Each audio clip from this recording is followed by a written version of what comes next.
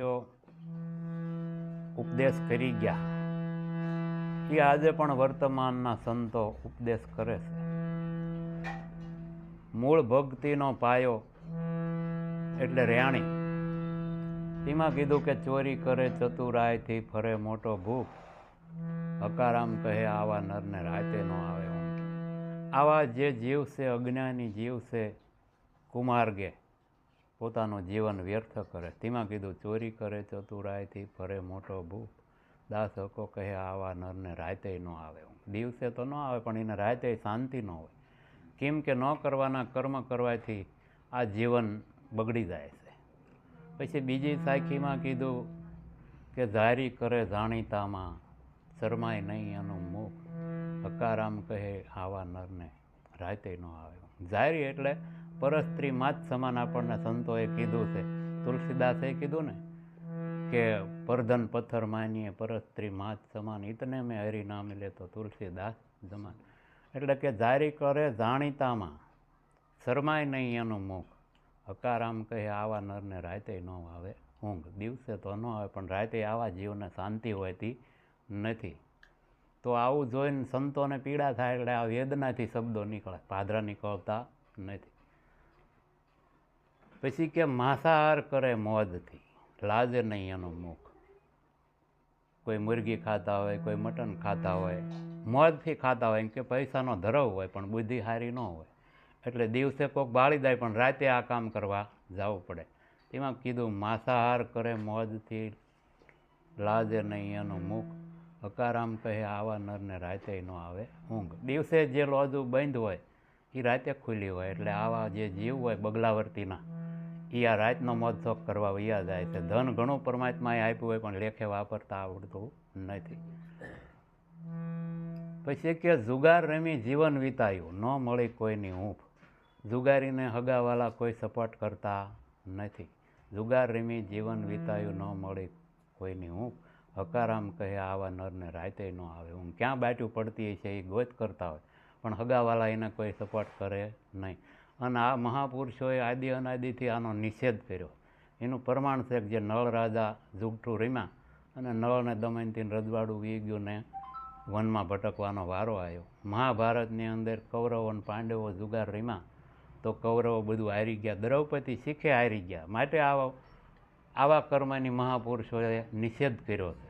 જુગાર રમી જીવન વિતાયું કે ન મળી કોઈની ઊંઘ, હકારામ કહે આવા નરને રાતે ન આવે ઊંઘ. એટલે આ ચોરી, ઝારી, જુગાર, દારૂ અને માંસાહાર, આ પાંચેય વસ્તુ જેના જીવનમાં ન હોય, વગર ઉપદેશે આ માણસ જીવનની અંદર સુખી છે. સંતો આ સમજાવે છે. અને આની માથે પછી આ છે એ ભક્તિનો પાયો છે. આ રેણીમાં જે રહી જાય એ મનુષ્યની માથે જ્ઞાન, કર્મ સારા થાય, જ્ઞાન ઉપજે અને ભક્તિ કરી શકે અને પછી પરમાત્મા સુધી આના દ્વારા પગી શકાય. એટલે આ છે એ રેણીનો મૂળ પાયો છે. પછી કે ઓળખાયો આતમ રામ, ગુરુજીની કરુણાનો નહીં પાર. ગુરુજીએ ઓળખાયો આતમ રામ. જે અજ્ઞાની દશામાં જે અજ્ઞાન જીવ ગોતી રહ્યો હતો પરમાત્માને, એને પોતાની ખબર નથી ને પરમાત્માને ગોતી રહ્યો હતો. પણ ગુરુ મહારાજે પોતાની ચોટલી પકડાવી અને પકડાવી દીધો કે તું જ છો, આ વિશ્વની અંદર બીજો કોઈ તારા જેવો છે નહીં. આ રીતે ગુરુ મહારાજે આત્મા ઓળખાઈ દીધો. આત્મા છો પરમાત્મા. પરમાત્મા સર્વવ્યાપક પદ છે, સર્વવ્યાપક પદ છે અને એ આ શરીરની અંદર બિરાજમાન છે. જેમ દૂધની અંદર ઘી હોય પણ પાદરું દેખાતું નથી, પણ એમાં સાઠ નાખો, દહીં થાય, વલોવો, માખણ થાય, તાવો, પછી ઘી થાય. એમાં આ શરીરની અંદર પરમાત્માનો વાસ છે. પણ ગુરુગમ દ્વારા એની યુક્તિ મુક્તિથી સમજણ આવે તો આમાં પરમાત્મા ઓળખાયું છે. ક્યાંય બીજે જવું પડે એવું નથી. તેમાં કીધું ઓળખાયો આતમરામ, ગુરુજીની કરુણાનો નહીં પાર. ગુરુજીએ ઓળખાયો આતમરામ. પછી મનુષ્યમાં અને રાક્ષસમાં, દેવમાં અને દાનવમાં શું ફેર હોય છે કે જે ખોરાક બાબતથી કીધું ને કે હંસલો ને બગલો રંગે રૂપે એક છે પણ એના આહાર થકી ઓળખાય. કોયલ ને કાગડો રંગે રૂપે એક છે પણ એની વાણી થકી ઓળખાય. તો કે કાગ હતો અને કાકા કરતો, વાણીની ગમ નહીં. વાણી બતાવી કે અમૃત જેવી ગુરુજીએ. આપણા મુખે જે અપશબ્દો આવે એ સંતોએ આપણને પ્રતિબંધ કર્યો કે ભાઈ સંતોના શરણે ગયા પછી ખરાબ બોલાતું નથી, ખરાબ આચરણ કરાતું નથી. એટલે કે કાગ હતો ને કાકા કરતો વાણીની ગમ નહીં, વાણી બતાવી અમૃત જેવી, આવી વાણી બતાવી અને કાગથી કોયલ બનાવ્યો. કાગડા વર્તી હતી એને કોયલ વર્તી ગુરુ મહારાજના શરણે ગયા પછી થઈ. અને જે ગુરુ શરણે ગયા એનું જીવન પરિવર્તન થયું છે. બધાયનું થતું નથી, પણ ગુરુ એવા બ્રહ્મનિષ્ઠ હોય અને પરમ તત્વને પામેલા હોય તો બનીએ કે બધાય ગુરુ ઓળખાવી શકતા નથી. એટલે કીધું કાગ હતો ને કાકા કરતો વાણીની ગમ નહીં, વાણી બતાવી અમૃત જેવી અને કાગથી કોયલ બનાવ્યો. કાગડા જેવી વર્તી હતી પણ કોયલ જેવી વર્તી ગુરુ મહારાજના શરણે જ્યાં પછી સાધકની થઈ જાય દરેકની. પછી કે બગલો હતો ને અખાદ ખાતો, ચારાની ગમ નહીં. આ ખવાય, આ ન ખવાય, આ પશુ ખાય, આ મનુષ્ય ખાય, આ રાક્ષસ ખાય, આ દેવ ખાય, ખોરાકની એને ખબર નથી, જ્યાં હોય એના મોઢા નાખતો. બગલો હતો અને અખાદ ખાતો કે ચારાની ગમ નહીં. ચારો બતાવ્યો મોતી તણો. મોતી તણો એટલે આ જે અન્ન છે એ બધું મોતી સમાન છે.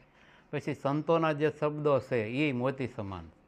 હંસવર્તી હોય સંતોના સાચા શબ્દોનો આહાર કરે અને હંસવર્તી જે મનુષ્ય હોય એ અન્નકોશમય ખોરાકથી આ એનું જીવન પરિપૂર્ણ કરે.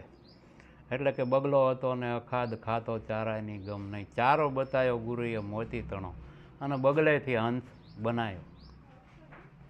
એટલે એક એક શબ્દો જે મહાપુરુષો આગળ રચના કરી ગયા એ અજ્ઞાની જીવને અજ્ઞાનમાંથી જ્ઞાન દશામાં મૂકવા માટે આ બધા દ્રષ્ટાન આપ્યા. પછી ત્રીજી કડીમાં એવું કીધું કે પથ્થરો હતો ને પડ્યો ખાણમાં, પ્રકાશની ગમ નહીં. હીરાની મોટી ખાણ્યું હોય પણ એ હીરાને પોતાના પ્રકાશની ખબર હોતી નથી. ખાણ્યુંમાં હીરા પડ્યા હોય પણ એને કોઈ પારખું લે પછી એનો ઘાટ કરે અને એને પ્યાલ પાડે તો એનો પ્રકાશ પડે છે. એમાં અજ્ઞાની જીવ 84ની ખાણીમાં પડ્યા છે, પણ જે ગુરુ મહારાજની દૃષ્ટિમાં આવે અને ગુરુ મહારાજ પારખે કે આ હીરો છે તો એને ઘાટમાં લે છે. કેમ ઘાટમાં લે છે કે ચોરી દારી જુગાર દારૂ માંસાહાર બંધ કરી અને આને પશુમાંથી મનુષ્ય બનાવે ને પશુ જેવું જીવન તો આનું હતું જ તે. તો આવી રીતે ઘાટ કર્યો પછી સત્સંગ રૂપી એને પ્યાલ પાડ્યા. નામરૂપ ગુણ જીવ ઈશ્વર માયાના એને પ્યાલ પાડ્યા અને પોતાનું સ્વયં સ્વરૂપ ઓળખાયું. એટલે કે ઘાટ કીધો એના પ્યાલ પાડ્યા અને પથ્થરથી હીરો બનાવ્યો. ગુરુજીની કરુણાનો નહીં પાર. એટલે જે ઘાટે મનુષ્ય લાગે પણ કર્મથી મનુષ્ય હોતા નથી, પણ જે ગુરુ શરણે ગયા એ સાચો હીરો બની શકે છે. એનો ઘાટે થાય છે, એને પ્યાલે પડે છે અને એનો પોતાનો પ્રકાશ ગુરુ મહારાજ ઓળખાઈ દેશે કે આ તું છો પરમ તત્વ, આત્મા તત્વ તું છો. એટલે કે ગુરુ પ્રતાપે કહે અકારામ, સાચા સંતોને સેવજો ભાઈ. સંતોને સેવ્યા એ પરમધામ. પરમધામ એટલે એવું પરમાત્માનું અખંડ ધામ છે, આદિ અનાદિથી છે, લાખો વર્ષોથી છે અને લાખો વર્ષો સુધી રહેશે, એ ક્યાંય જવાનું નથી. ગુરુ પ્રતાપે કહે અકારામ, સાચા સંતોને સેવજો ભાઈ. સંતોને સેવ્યા તો પરમધામ પામ્યા, ઉગાડ્યા મોક્ષના દ્વાર. હવે કંઈ મોક્ષની ગોત કરવી પડે એવું ગુરુ મહારાજે રહેવા દીધું નથી, કેમ કે બંધન જ રહ્યું નથી તો મોક્ષની ક્યાં જરૂર છે. એટલે આવો આ ભજનનો મહિમા અનંત અને અપાર છે અને સર્વવ્યાપી પરમાત્મા એ લાખો વર્ષોથી છે અને લાખો વર્ષો સુધી રહેવાવાળું. આપણે તો એક સાક્ષી રૂપી આ પરમાત્માએ દેહ આપ્યો છે, 100 વર્ષની આયુષ છે અને હરિભજનમાં જીવન વયું જાય એવી આ ગુરુ મહારાજની કૃપા આપણી ઉપર થઈ છે. અને અનેક મહાપુરુષોને આ ચરણ સિવાય પોતાનું સ્વરૂપ ઓળખાણું નથી. જેમ જેમ જીવ છૂટવાનો ઉદ્યમ કરે તેમ તેમ બમણો બંધાય, આપ બળે છૂટે નહીં, છોડાવે સદગુરુ રાય. ગુરુ કૃપાથી તમારી કેમ ડૉક્ટરો આપણે દવાખાને જાય ને મોતિયો ઉતારી નાખે એટલે બધું ચોખ્ખું દેખાય, એમ અજ્ઞાનરૂપી મોતિયો કોઈ સદગુરુના ચરણે જવાથી ઉતરી જાય તો જ્ઞાનરૂપી આંખ આપણને મળી જાય તો આ પરમાત્માનું દર્શન થાય એવું છે, નકર થાય એવું નથી. તો પરમાત્મા તત્વનો આપણને અનુભવ થઈ ગયો, દર્શન થઈ ગયું અને આ જીવન આમની વીતી જાય એટલે મનુષ્યમાંથી દેવગતિ આપણને પ્રાપ્ત છે અને છે અને જીવતા મોક્ષ છે. મરી ગયા પછી તો મળે કે ન મળે એ કાંઈ નક્કી નથી, કોઈએ કીધું નથી. મરી ગયા એ કોઈને પાછા આવીને કીધું ભાઈ અમે અહીંયા આનંદ કરવી છે ને મોક્ષ. પણ જે જીવતા સંતો કબીર સાહેબ જેવા છે એને કીધું, મહાપુરુષો નિરાત મહારાજ જેવા છે એને કીધું, સવારામ બાપા જેવાએ છે કીધું, મીરાબાઈ જેવાએ કીધું, નરસિંહ મહેતાએ જેવાએ કીધું, તો આ તત્વ આદિ અનાદિથી અમર છે અને અમર રહેવાનું છે. તો આ મનુષ્યમાંથી દેવગતિ આપણને જીવતા પ્રાપ્ત થઈ જાય. મર્યા પછી મોક્ષ મળે કે ન મળે એ શું નક્કી છે, પણ આ જીવતા જ મોક્ષપદ થઈ જાય તો બંધન જ નથી. ગુરુચરણ સિવાય આ મોક્ષની પ્રાપ્તિ થાય નહીં. એટલે કબીર સાહેબે કીધું ને, સાહેબ કબીર કબીર ક્યાં કરો ખોદો આપ શરીર, 5 ઇન્દ્રિયો વશ કરો તો પોતે દાસ કબીર. આ કબીરને આવું જ શરીર હતું, રામને આવું જ શરીર હતું, કૃષ્ણને આવું જ શરીર હતું. ને આપણને એ પરમાત્માએ એમાંથી એ તલ ભારે આપણને ઓછું આપ્યું નથી. પણ કોઈ ગુરુચરણ મળી જાય તો આ મનુષ્ય દેહની કિંમત આંકી શકાય છે. નકર તો પશુ સમાન જીવન જીવીને 100 વર્ષની આયુ પૂરી કરી અને મનુષ્ય મૃત્યુને પામે છે. એટલે આવો ગુરુ મહારાજનો મહિમા અનંત અને અપાર છે. અને જે મહાપુરુષો ભજન કરી ગયા એનું નામ રહ્યું છે. બાકી તો ચલતી તકી દેખ કે દિયા કબીરા રોય, 2 પાટન કે બીચ મેં કે સાબિત બચ્યા નહીં કોઈ.